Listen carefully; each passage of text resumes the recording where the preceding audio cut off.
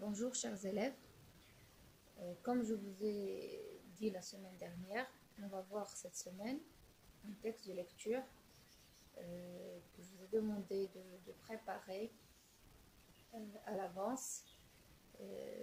C'est le texte que vous êtes en train de voir de la page 132-133 de votre manuel Le Texto Collège. J'aimerais bien vraiment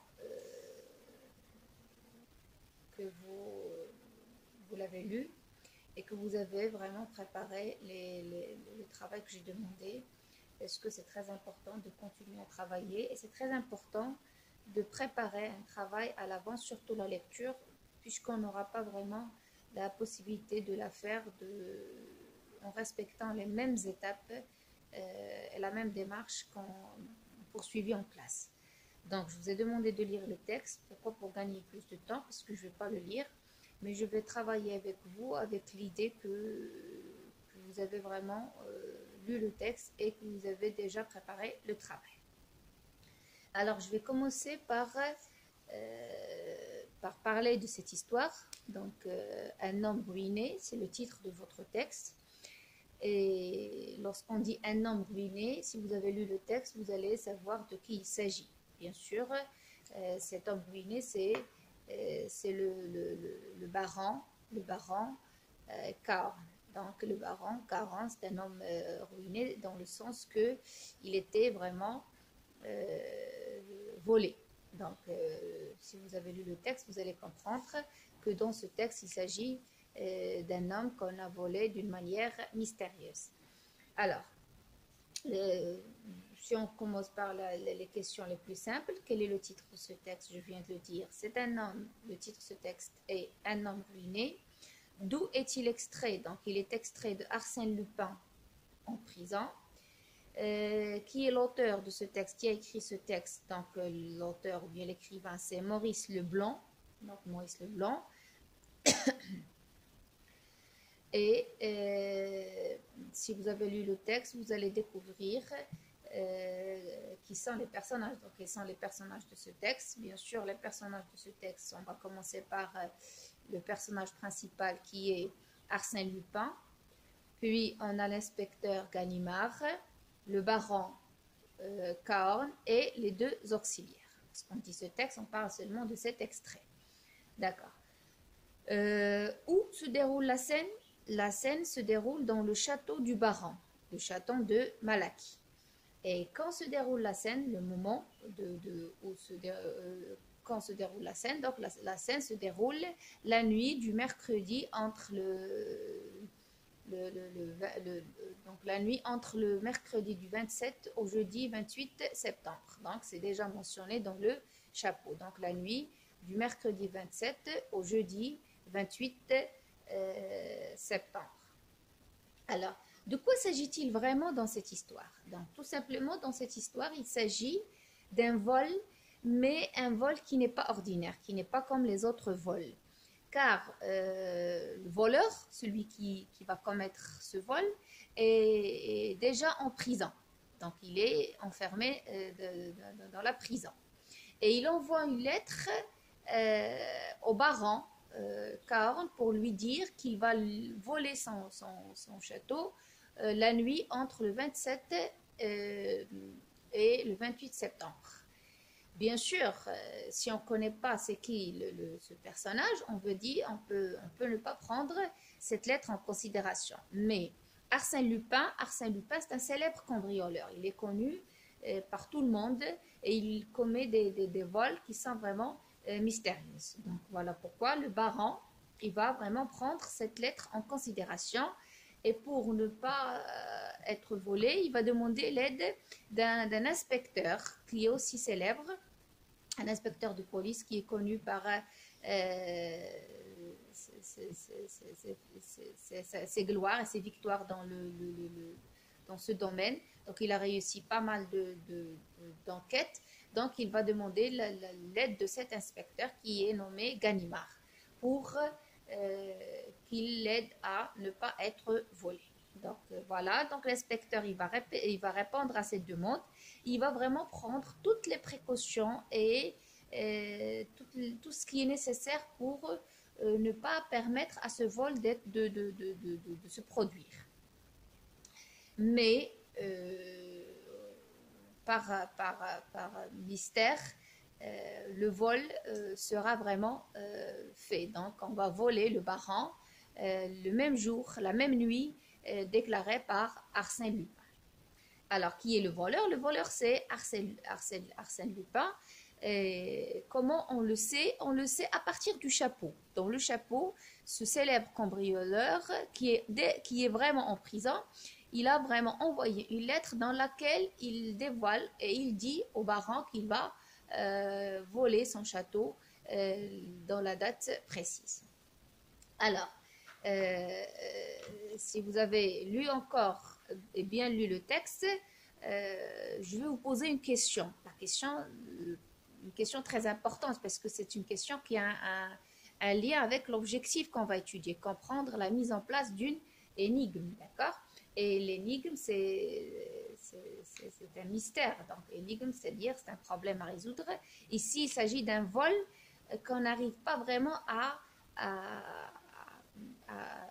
résoudre, à savoir quand et comment et de quelle manière il était commis. D'accord? Voilà pourquoi. Donc, on est dans ce texte. Donc, qu'est-ce qui fait que ce vol n'est pas comme les autres? Ce qui fait que ce vol n'est pas comme les autres, ce qui fait de ce vol une énigme, ce sont plusieurs critères. D'abord, le voleur est déjà en prison. Donc, il est enfermé. Il ne peut pas sortir. Donc, voilà, ça, c'est la première situation qui fait vraiment et qui laisse croire que c'est un vol qui est vraiment impossible. Un homme en prison et qui va voler un château. Il est enfermé, il est surveillé cet homme et il va voler le château. Ça, c'est la première situation, bien le premier critère.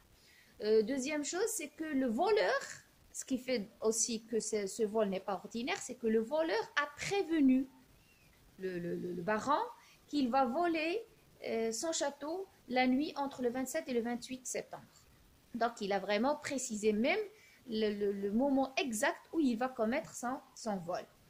Le troisième critère qui est vraiment étonnant et qui fait de ce vol une énigme, c'est que le vol s'effectue malgré toutes les précautions de l'inspecteur Ganimard qui a vraiment contrôlé tout le château, qui a fait de son mieux pour ne pas laisser aucune issue ouverte.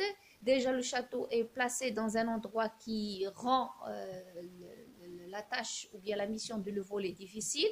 Et en plus, il a laissé 2 auxiliaires en train de surveiller le château pendant cette nuit. Et malgré tout ça, vous l'avez lu dans le texte, et malgré tout ça, le vol s'est effectué. Donc voilà ce qui rend ces situations un peu mystérieuses et qui nous laisse comprendre qu'on est face à une énigme.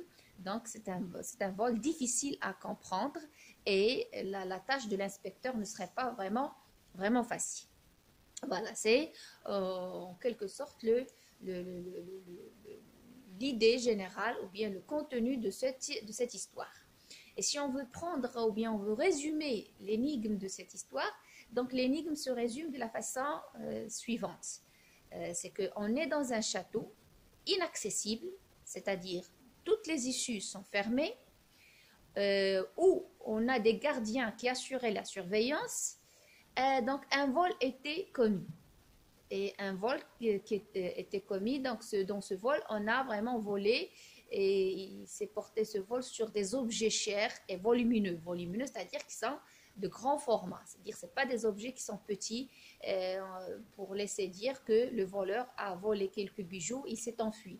Non, il a même volé des objets qui sont volumineux, qui sont de grande taille. D'accord? Mais voilà, on n'arrive pas à expliquer comment le voleur ou bien les voleurs sont-ils entrés dans le château, ni comment ils ont réussi à sortir du château. D'accord? Voilà le résumé de cette énigme. Donc, c'est une histoire qui a une suite que je vais vous demander de préparer par la suite. Maintenant, pour les questions de compréhension, les questions que je vous ai demandé de préparer.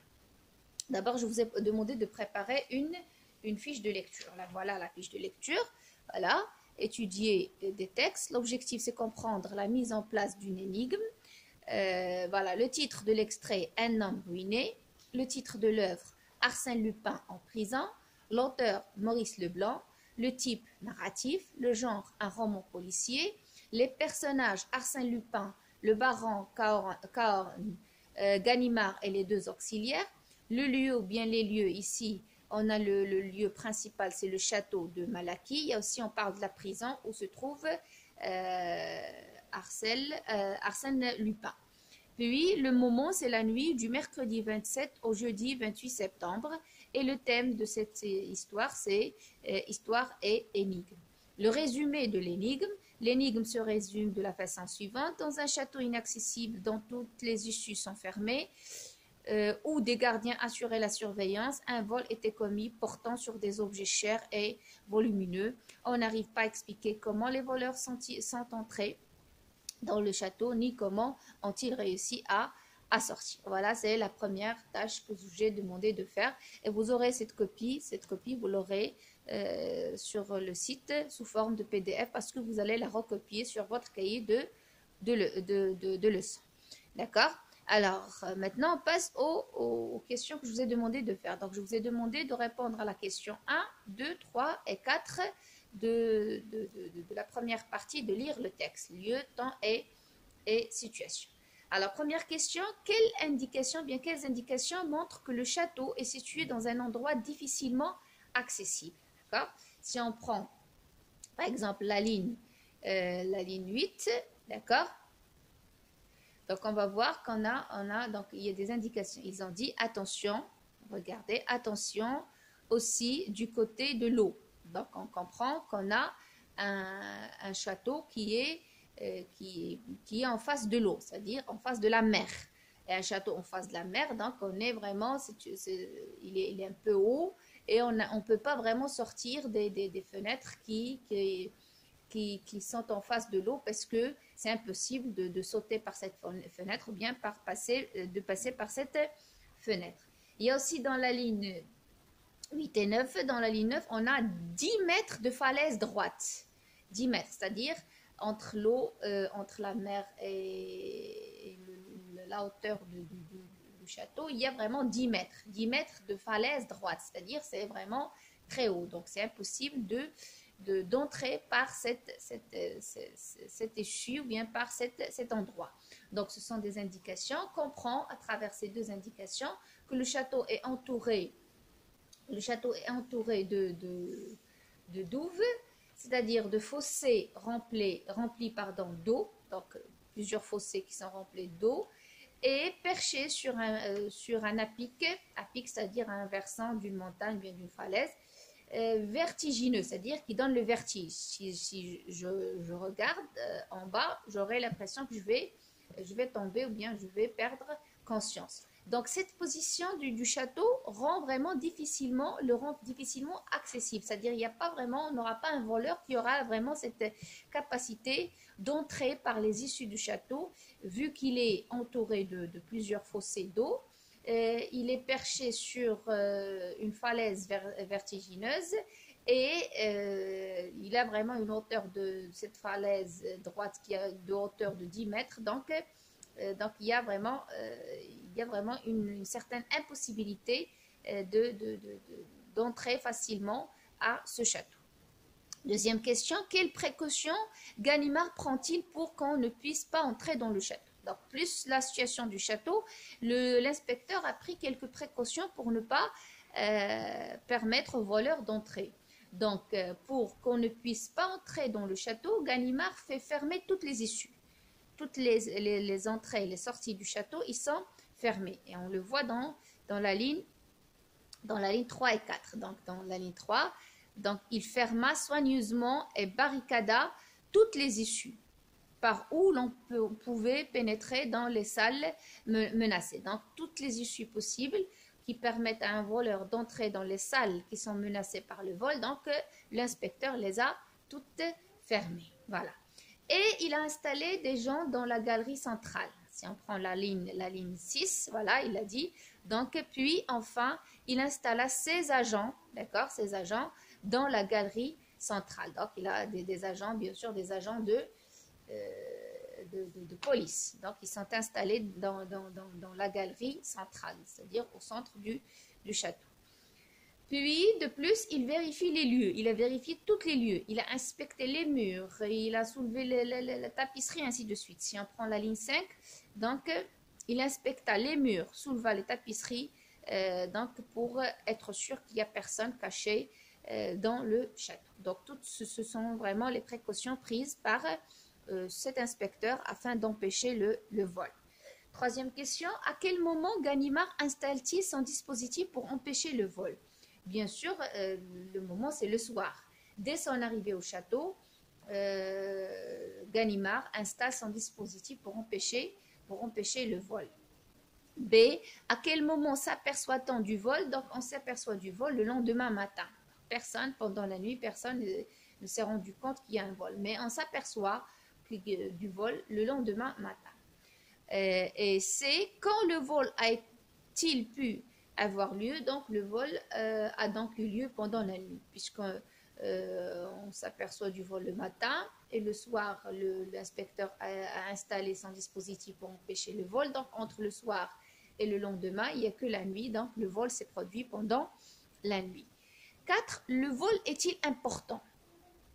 Bien sûr, le vol est très important puisqu'il s'agit des tableaux de grands peintres. Les tableaux de grands peintres sont des tableaux qui sont chers, qui ont une grande valeur. D'accord? Et il a aussi volé donc il y avait aussi du vol de bijoux et de tapisseries. Porte-t-il sur des objets petits ou volumineux? Donc, bien sûr, donc le vol, il s'est porté sur les deux. Donc, on a volé des bijoux petits, on a des objets petits comme les bijoux, et on a volé aussi des objets volumineux comme les tableaux, parce que généralement, les tableaux des grands peintres, ils ont une grande forme, ils ont un grand format. La même chose pour les tapisseries. Même roulées, les tapisseries prennent une place importante. Donc, il s'agit des deux. Voilà. Donc, voilà, c'est tout pour les questions, c'est tout pour les réponses, c'est tout pour cette histoire. Je vais vous demander quand même de préparer la question 5, 6, 7 et 8 de cette page 133 pour passer à l'extrait suivant. Donc, vous aurez bien sûr, dans la page, vous aurez 2 pages.